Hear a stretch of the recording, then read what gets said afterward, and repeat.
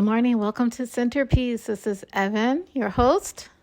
Good morning. This is actually part 2. I've already recorded earlier this morning, and I'm recording again because God is dealing with the rapists, the perverts, the sexual harassers, the complacent in it. So all of these, the pedophiles. So God just brought back to my memory. Like I said, I'm doing this very organically because I don't want there to be any mistake that literally me having, knowing that I am saved and that God has called me into his own, and I can tarry for my children and my family and be good and literally not deal with any of this, because I don't understand the sensation that people have for just wanting titles and all. I don't get it. I want this to be organic because I want there to be no, I have nothing to prove. I want nothing from anyone in this world. Nothing. I don't want anything from anybody. I don't want your wealth. I don't want your possessions. I don't want your husbands. I don't want your wives. I don't want your kids. I covet nothing in this world. Nothing. So I want this to be made very clear that this is not my will. I'm only saying literally what the Lord is bringing to me. Because other than that, I can forget about it, live my life, do my little stuff, and be good. I'm good on humanity. Y'all have shown me enough. But thank God I'm not God and I'm not Jesus. Thank God he's gracious. Thank God that he's still involved. Because other than that, there wouldn't be a reason for me to be involved at all. It is what it is. This is how I feel about humanity as part of being a human. Anyway, so he brings back to my memory this dream that I had. And this is the most, this dream was part of dreams that I had, a series of dreams. And basically God has revealed them, the meanings to them, the layers of the meanings to them. Just over time, it literally has been a decade or more since I had this dream. And I can see it as clear. When he brings it back to my heart and my memory, I can see it as clear as if I was watching a Netflix movie. And in this dream, again, I've told this dream before with a different revelation. With a one layer of revelation. Here's another layer of revelation. The same dream. I was inside this massive citadel. It was like a Vatican City. It was huge. And it was a collection of all of the churches. Every nation. There were so many people that were inside of this building. And they represented all different nations. And there were people that I didn't personally know or never even had heard of. And when they would pass by me, the Holy Spirit would give me the understanding that this is a person that's well known. Like most of the people in the Christian world or the church world and stuff like that, I don't know them. I don't know them. I don't follow them. I don't listen to anything they have to say. There's not because I'm being disrespectful or dishonoring. It's that God has never led me to do any of that. So in this dream, I am walking, these people are walking past me. It's all kinds of people coming and going and all this. I go into these different doors, and the doors lead into these different types of churches. And on one side of this massive kind of city, this inside city, there's like, I come into one sanctuary and there's women in there and they're teaching there's a choir and they're teaching like kids and all this kind of stuff. So on one side, there's the women, and I recognize them as wives as I'm going through. Some of them are having Bible studies. None of it was powerful. And that's what I was so confused about as I was walking through. I'm like, what is going on? Like, why are they were doing the activity of church, but none of it was powerful. There was no power.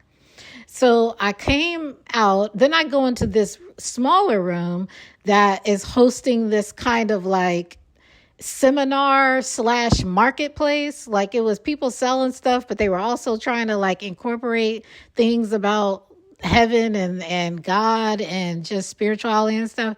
Again, no power. It was so weird. And I was like, why? And I'm asking myself as I'm walking through, and I'm being led by an angel, but I can't see the angel. I can just sense the presence of the angel that's leading me to these places. And I'm like, there's no power. So then I started looking at that time I was married. I started looking for my husband. I'm like, I wonder where he went because he had the girls. And I was like, I'm kind of ready to go. And I'm like, like that was just a strange kind of feeling that I was having. And I just remember it just being so bland where I'm like, I don't know about what's going on like in here, but I could tell that the angels there. So there were things that were like consistent with church, but they were completely inconsistent with the presence of God. And I'm like, this something else going on in here. So I started looking for my husband because I was ready to go. And I'm like, oh, he probably went over there where it's like VIP stuff because he's like in an industry. He was just able to get in. People are drawn to him or whatever. So they would invite him in the natural, invite him to stuff, that exclusive stuff. So I'm like, oh, he's probably where on the other side of this kind of like massive city was this entrance. And basically if I'm facing north, on the west side of the right side, the west side of me, my perspective was this massive, and I'm not saying this to connect the man. I'm just saying this is what it looked like when you go to New York, when you go on Fifth Avenue, if you ever see a Trump Tower, that's what it looked like. And it was this massive entrance, but what it represented was corporation. And I'm not connecting any of this to I'm not going to say who the people are that I saw, but there were very powerful people. They were in the faith, though, that were going in this building, in this particular door. And there were like bodyguards standing on the outside of it. So you could tell from visual, it was restricted. And it was almost like the people who were passing or coming towards me, they were walking southward, but they were coming from like the north part of the actual complex. They couldn't see it. They didn't even know that it was there. I could see it. And I was like, man, I wonder if I should go and see if my husband had went in there, because it was like, oh, it's like corporate. And I know he's called to that group.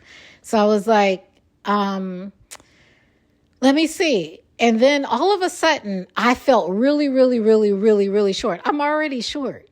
And I felt shorter. So it knocked me out of my confidence. And I know it was the Lord at this point.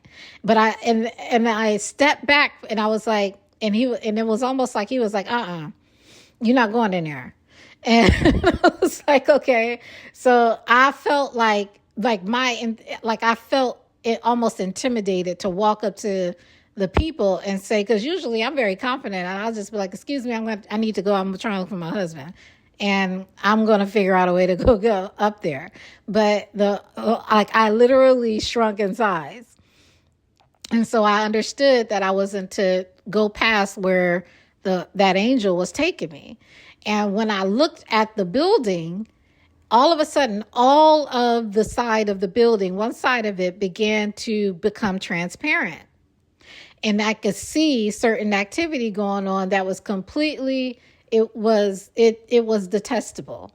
It was detestable. And there was only one level of it. And what I could understand from just seeing what was happening behind what the angel was revealing to me, that as you go higher, this building was massively high.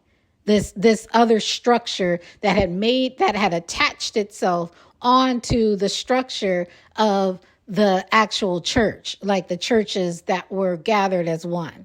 So this other than building didn't belong in the church. It just attached itself to it. And the people that were leaders and high people in the churches, they had embraced it, and they were going into this secret place that other people who had no idea that it even existed, even though they were walking by it, did not know about. But it was very, very, very, very, very, very, very much a part of that church, but it was an extension or an added on piece. And God was showing me that as you could go up, it was reaching heights unimaginable. It was almost like how they were trying to build the Tower of Babel. It was the same idea. And he was like the debauchery, the detestableness that's going on behind these doors, behind this building, and inside this building is an abomination to God. So I stepped back, and then I went and I got sad. So I went around the corner of the building. God shrunk the building, shrunk the width of the building so that I didn't have to walk far, because it was more massive than what he would allow me to actually perceive it to be. So he brought the width of the building in. And then I literally walked a couple steps and I turned a corner of the building and I sat on the side.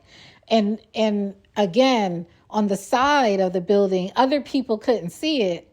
But where I went, I sat in this space, and it was this beautiful display of fuchsia trees with these fuchsia leaves. And it represented the Holy Spirit.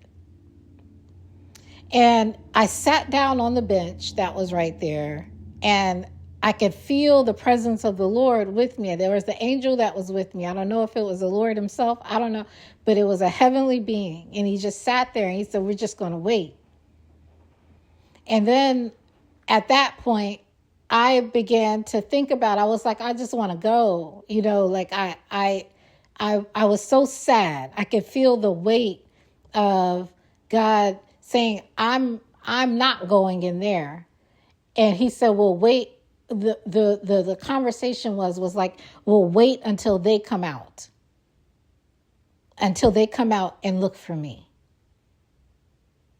I'm not going in there. And I think that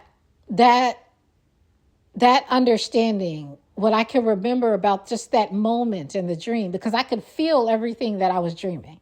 I could feel it as if I was actually in it for real. And it was real. It was a counsel of God that he swept me up into this dream vision.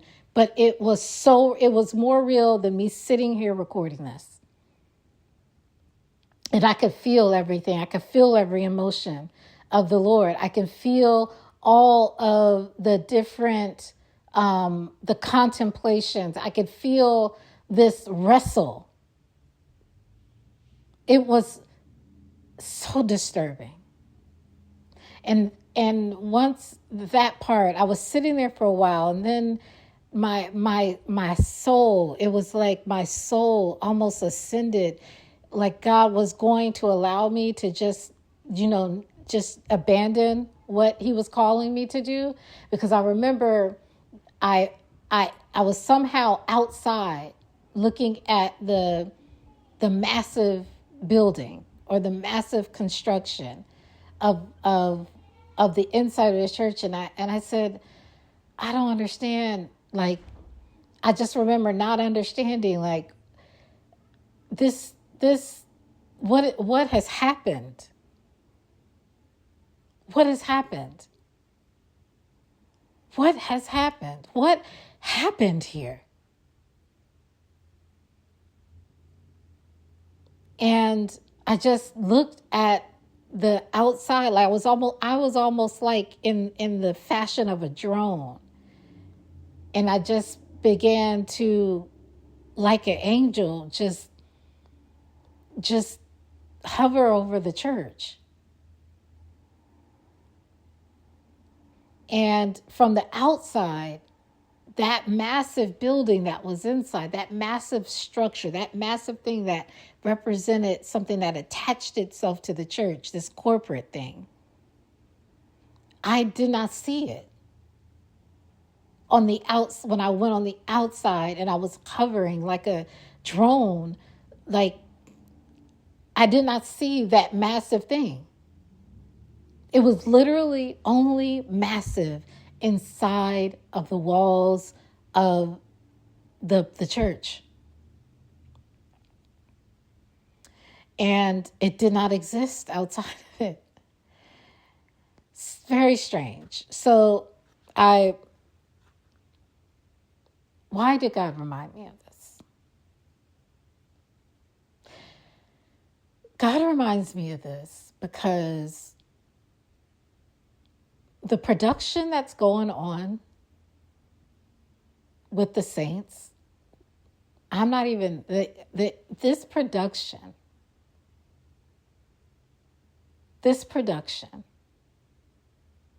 must stop.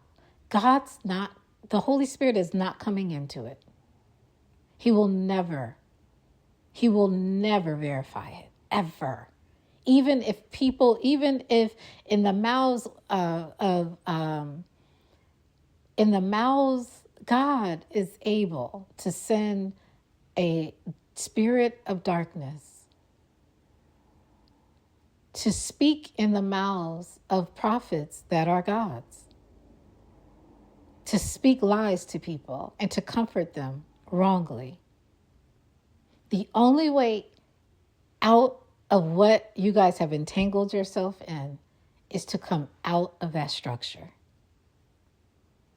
And I believe that his mercy, his graciousness, that he is consistent in, was the reason why I could not see that structure outside of the church. I believe he was willing to be a cover. But it's not done through pretentious acts and shows and displays of these fake arrests. And this is not seeing pastors in handcuffs and all that. That's for entertainment. That's not for God. So cut it out. It's disgusting. It's disgusting. It's blasphemous. It's not for God.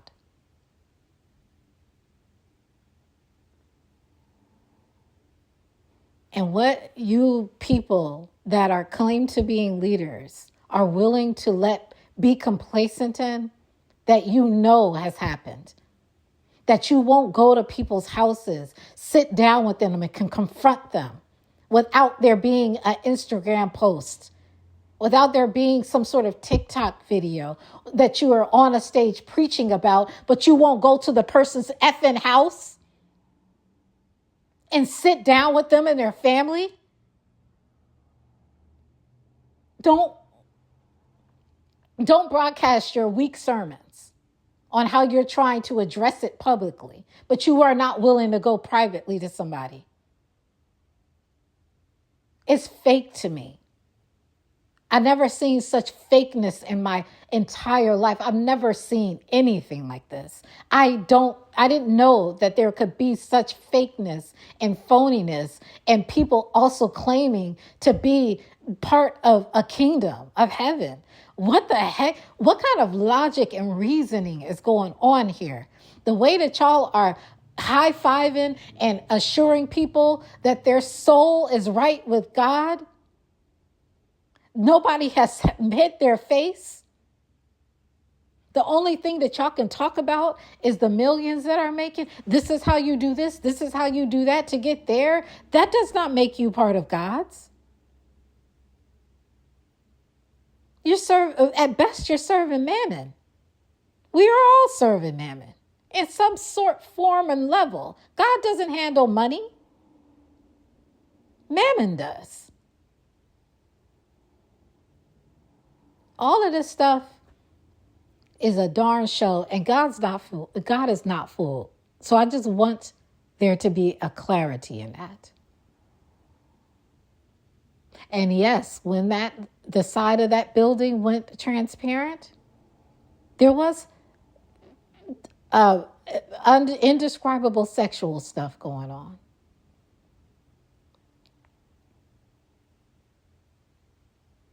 And beyond that. Beyond it. So at the end of the day, this stuff that you all have allowed to, the iniquities of even other people, you have adopted the iniquities of other people, made them your own so that you could be accepted. I've never seen a generation of more weak men than now. Because at least the ones in other times, they owned it and walked in it. Y'all are cowards. Y'all are cowards. Because cowards wait until they get caught. Men of God, they bring it to the front. They don't wait till they get caught. They don't need Nathan to come to them. They say, I can't live with this. I got to do something. I have gone too far. But this is a generation of men who wait till they get caught. And I can't respect you.